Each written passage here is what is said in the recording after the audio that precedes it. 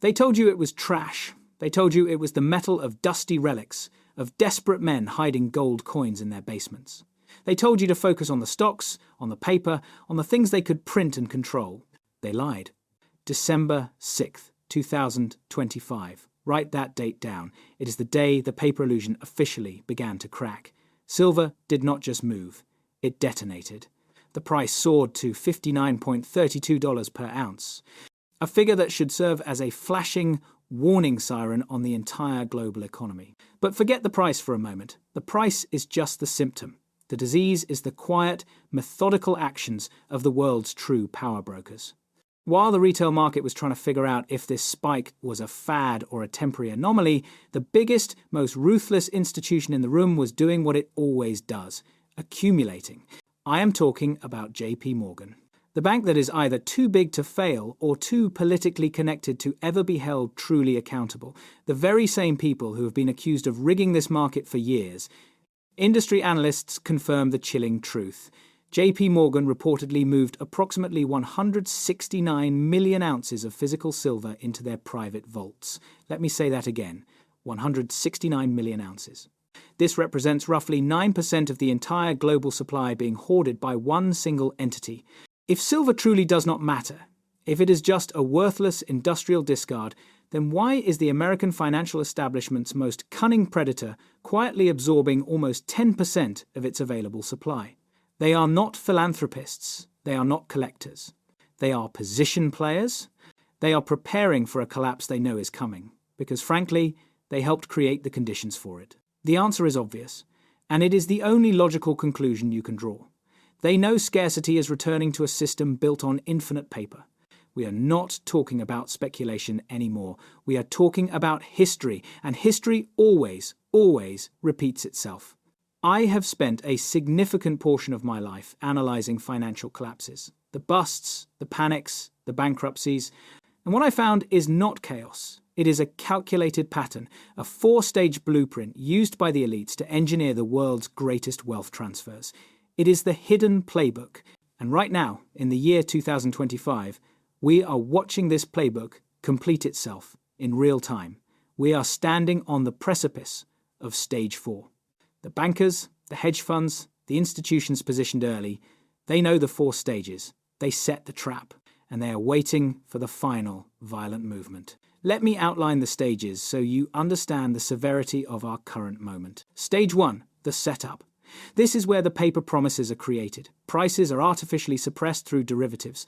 The lie of stability is printed into the market. Everyone trusts the system. Stage 2, the expansion. Debt printing explodes to ridiculous, unimaginable levels. The gap between paper currency and physical assets becomes an unbridgeable canyon. Prices remain artificially low thanks to market manipulation. Stage 3, the break.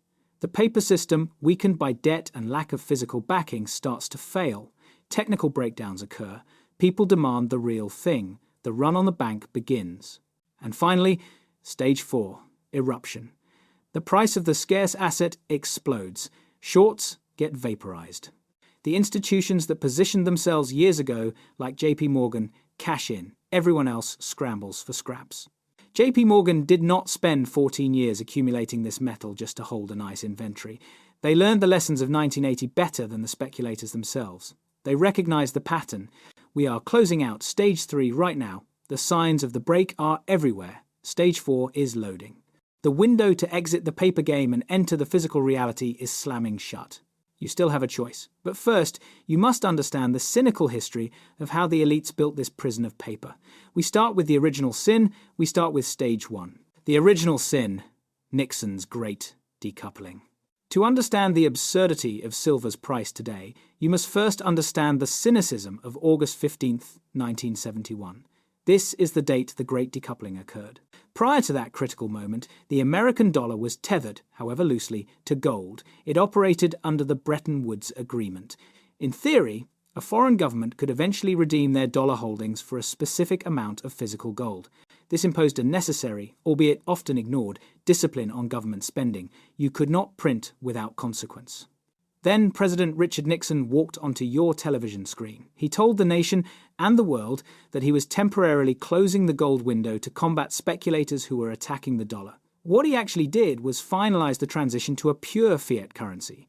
The dollar instantly became backed by nothing more than confidence, military strength, and the government's promise of fiscal responsibility. A promise which, as we now know, carries about as much weight as a politician's wedding vows. Nixon set the stage for the longest-running financial illusion in modern history. Once the dollar was cut loose from physical assets, the government and the big banks acquired a new superpower, the ability to print money without a physical constraint. The consequences of that decision, the debt, the inflation, the collapse of middle-class savings, are all rooted in that single, arrogant act. The cowboys who were right, the Hunt brothers.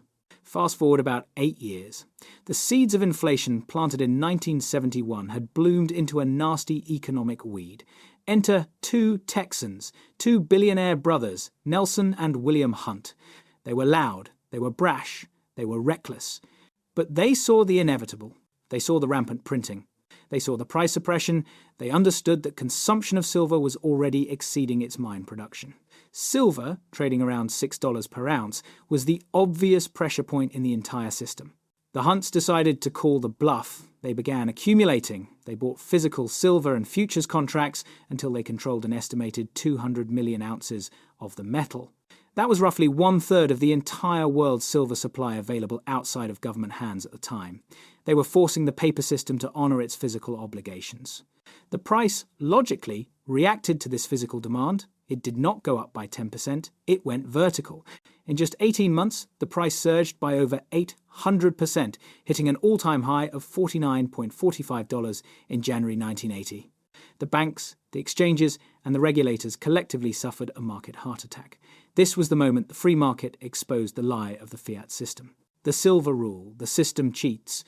The reaction of the elites tells you everything you need to know about the integrity of our financial markets. Did they let the market correct? Did they let the forces of supply and demand decide the winner? Absolutely not. On March 27th, 1980, a day now remembered as Silver Thursday, the COMEX made a decision that was nothing less than institutionalized cheating. They enacted the infamous silver rule. They banned new long positions, meaning you couldn't bet on the price going up anymore. They only allowed for liquidation, meaning you could only bet on the price going down. They did not just change the rules. They changed the playing field, the ball, and the referees in the final minutes of the game, just because their team was losing. The Hunt brothers were financially destroyed. They were treated as public enemies and speculators who deserved to fail. But remember this crucial fact. The shortage they exposed was real. The $49 price was real. It took outright, unadulterated market rigging by the institutions themselves to stop the price from going higher. The cynical lesson was learned. If you expose the fraud, you are punished. The paper cage is built. The true long-term consequence of the Hunt debacle was not just their destruction. It was the birth of the massive, convoluted paper market we face today. Regulators decided the market had to be tamed. Not with more physical assets, of course. That would require effort and sound money principles.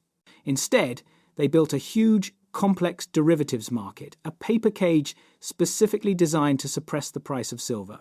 Today, this paper derivatives market is estimated by many expert analysts to be up to 50 times larger than the actual physical silver supply that backs it. This is not a market. This is a perpetual motion machine of debt and promises. It operates on one core, unspoken assumption, that nobody, not pension funds, not governments, not you, and certainly not half of the paper holders will ever demand physical delivery at the same time. Currently, according to published COMEX data, the paper open interest, the total number of outstanding contracts, is sitting at approximately 244% of all vaulted silver that is actually available for delivery. If just half of those paper holders got spooked and demanded metal, the system faces immediate failure. The setup is complete. Nixon removed the physical restraint, the exchanges proved they will cheat to survive, and the paper cage is now ready to explode. Now, let's move to stage 2, where the printing began in earnest. The money printer goes brrr and never stops. Welcome to stage 2, the expansion. If stage 1 was about quietly building the paper cage around the silver market, stage 2 is where the jailers lost their minds and started pumping poison gas into the cage. This era is defined by the financial crisis of 2008 and the subsequent hysterical monetary response that lasted for over a decade. What happened in 2008? The global financial system nearly committed financial suicide. Why? Because the derivatives and the paper promises the very things put in place after 1971 to stabilize the market failed spectacularly. Mortgage-backed securities, packaged into complex financial weaponry, imploded. The system was exposed as a giant house of cards. The logical, responsible solution would have been to let the bad bets fail, clean the slate, and return to sound money principles. But logic and responsibility have no place in a fiat system. The solution chosen by the world's central banks, led by the Federal Reserve, was simple, obscene, and historic. Print more money. They called it quantitative easing. We call it the greatest monetary heist in history. Reports indicate that global central banks have printed over $30 trillion since that crash. $30 trillion. That is a number so vast it ceases to have meaning for the average person. It is the amount of money that buys political stability for the elite, while slowly, methodically stealing the purchasing power from every single dollar earned by every hard-working man in this audience. The United States alone reportedly added around $8 trillion to its balance sheet. This is debt expansion on an astronomical scale. It is the financial definition of throwing gasoline on a house fire and calling it firefighting. The paper dam holds. For now. This begs the cynical question. With $30 trillion of fresh debt sloshing around, why did silver not immediately hit the moon? Because the masters of the paper universe had their second layer of defense ready. Every single time physical demand increased, every time a few more smart investors bought a silver coin, the major bullion banks, the JPMorgans, the Citibanks allegedly coordinated to flood the market with paper contracts. They unleashed massive short positions, selling silver they did not own, driving the price back down. They were essentially creating a price ceiling made entirely of financial vapor. According to market data, this coordinated suppression kept the price of silver pinned below $30 for nearly a decade, despite the greatest debt expansion the modern world has ever witnessed.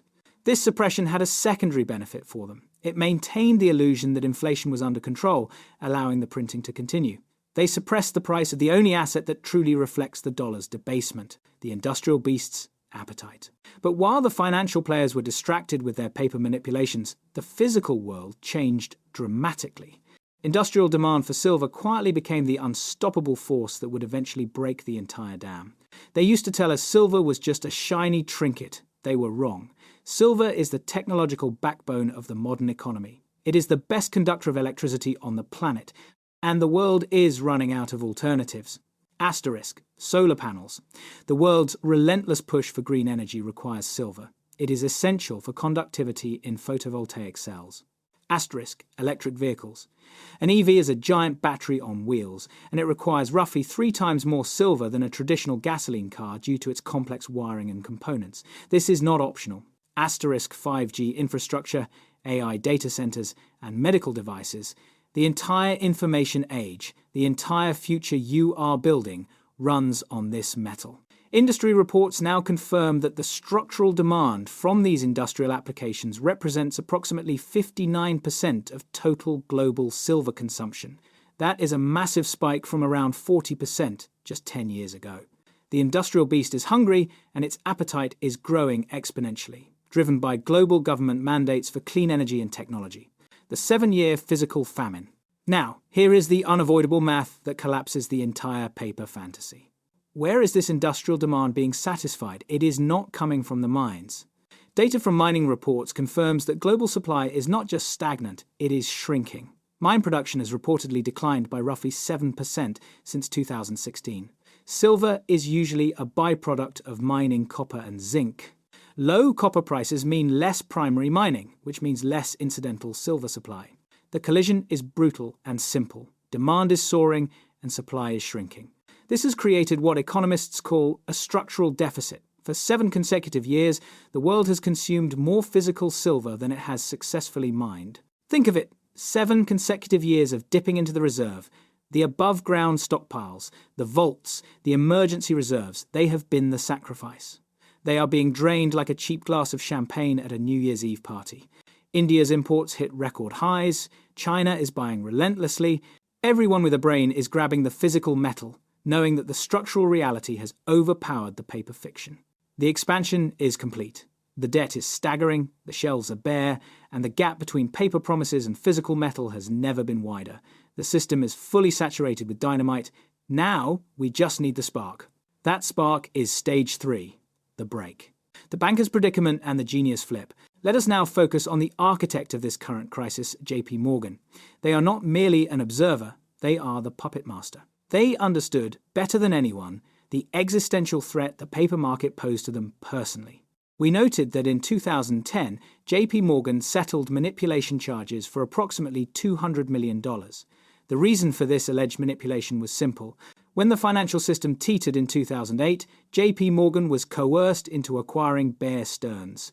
With that acquisition, they inherited a massive, toxic mountain of short positions in the silver market. They were fighting the physical world. They were desperately trying to drive the price down using paper contracts to cover the losing positions they were forced to inherit. This struggle continued until 2010. They paid the fine, a paltry sum for a bank of their size, a slap on the wrist, essentially, and then they executed one of the most brilliant and cynical strategic reversals in financial history. They stopped fighting the physical reality. They started owning it. They flipped. They systematically covered their losing short positions, which often requires buying back contracts and can artificially suppress the price one last time. And then they went long, massively, relentlessly long. According to analysts who track vault movements, JPMorgan spent the next 14 years, from 2011 onwards, engaging in a slow-motion accumulation of physical silver. Their total estimated haul? An astonishing 675 million ounces. To put that into brutal perspective, that immense stash represents roughly 45% of the world's entire above-ground supply of silver in 1,000-ounce bars. They now own more silver than the entire peak holdings of the reckless Hunt brothers. They own more than the strategic reserves of entire nations.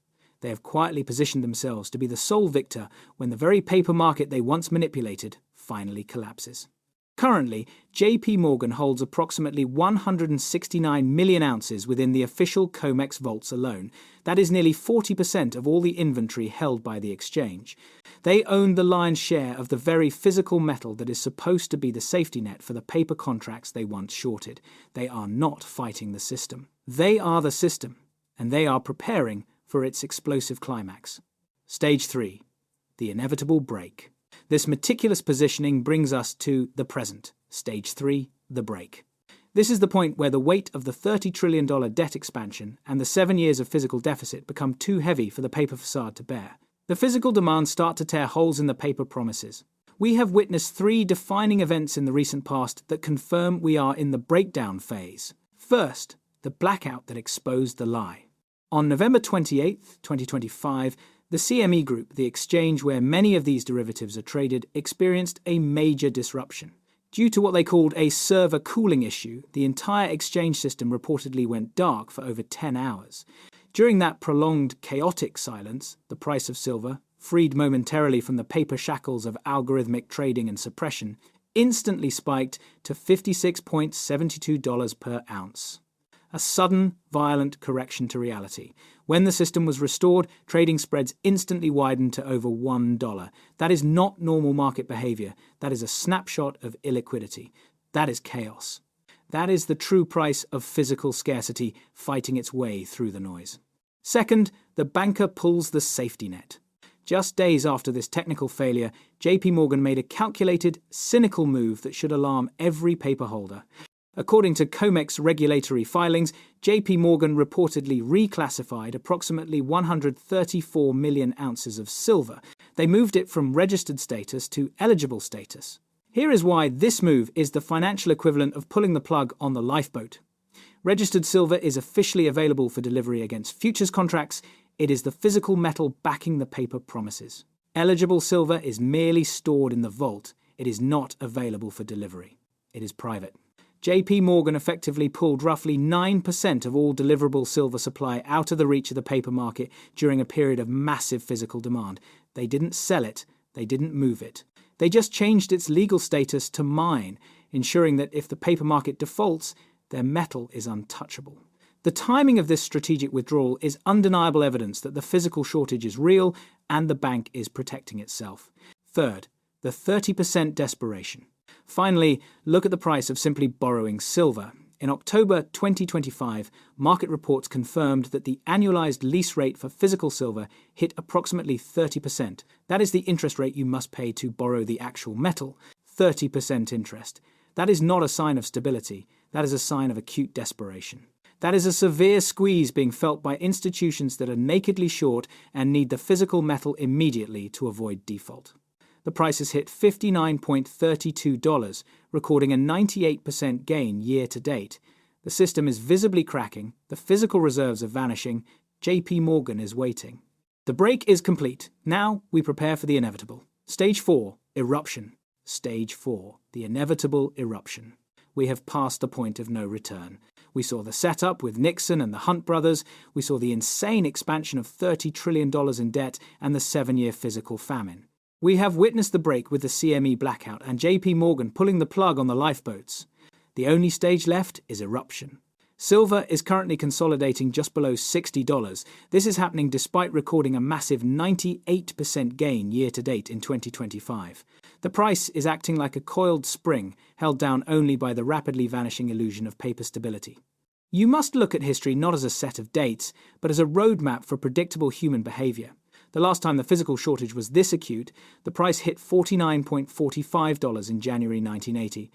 That price was achieved even though the global financial system was smaller and industrial demand was a fraction of what it is today. When you factor in the true, honest, unmanipulated inflation that has occurred since 1980, the inflation our governments conveniently ignore through methodological accounting changes, that historical $49 peak is conservatively equivalent approximately $170 in today's purchasing power. We are currently at $59. The gap is immense. This is not speculation. This is arithmetic. We are still dramatically undervalued compared to the last time a physical shortage forced the system to its knees. The Fed spark, a 3-day countdown. To initiate the final phase, the market needs a catalyst, a spark, to ignite the tinder of the structural deficit, and that spark is arriving in precisely 3 days. December 9th and 10th, 2025, the Federal Reserve meets to discuss interest rates. According to Bloomberg data, the current probability of the Fed cutting rates sits at approximately 87.2%. What happens when the Fed cuts rates? The answer is always the same. The dollar weakens. Why? Because cutting rates is a direct signal that the central bank is concerned about the economy and is willing to sacrifice the dollar's strength to encourage more debt and more liquidity. It is a sign of desperation. When the dollar weakens, historically, the price of scarce assets, gold and silver, surge. Gold is currently trading around $4,212 per ounce. Silver typically follows gold, but silver is the volatile, high-beta younger sibling. Gold might climb the stairs, but silver takes the elevator. It moves faster, harder, and with a more explosive force. The structural deficit is the tinder. The Fed meeting is the spark. JPMorgan's positioning is the accelerant. And the paper market's fragility will be the explosion. All the pieces are aligned for a generational move. The $280 question. Now, let's talk about the real numbers. The numbers that keep the paper bankers up at night. The numbers that signal a 500% potential surge. The most powerful piece of evidence for silver's undervalued status is the gold-to-silver ratio. Historically, over centuries, silver has tracked gold at an approximate ratio of 15-1. That means it took roughly 15 ounces of silver to buy 1 ounce of gold. That ratio reflects the relative scarcity of both metals and their historical monetary importance. Recent market data shows that the ratio is currently closer to 72-1. This means silver is 4 to 5 times cheaper relative to gold than it has been historically. This is the definition of a massive structural distortion caused by years of paper manipulation. When this ratio corrects, and history proves that these massive imbalances always revert to the mean, the price implications for silver are staggering. Some expert analysts suggest that if silver merely returns to a conservative historical ratio, we could be looking at a price of $280 per ounce. We are not saying this is guaranteed tomorrow, but we are saying this is the mathematical endpoint of mean reversion. We are saying this is the price that is justified by the debt, the scarcity, and the historical relationship to gold. This is the price that JPMorgan is waiting for. You do not need conspiracy theories. You just need historical data and the logic of simple physics. Scarcity matters. Since 1971, we have lived in a world where the financial rules were written to benefit the issuers of paper currency. They told you debt didn't matter. They told you assets were worthless. They told you to save in the paper they could print infinitely. The price of silver, at $59 and climbing, is the market's final, undeniable judgment on that entire system. The Hunt brothers were early and were destroyed because they fought the system. JPMorgan is positioned late and will win because they became the system. They learned that the scarcity is real. The silver situation is not coming. It is here.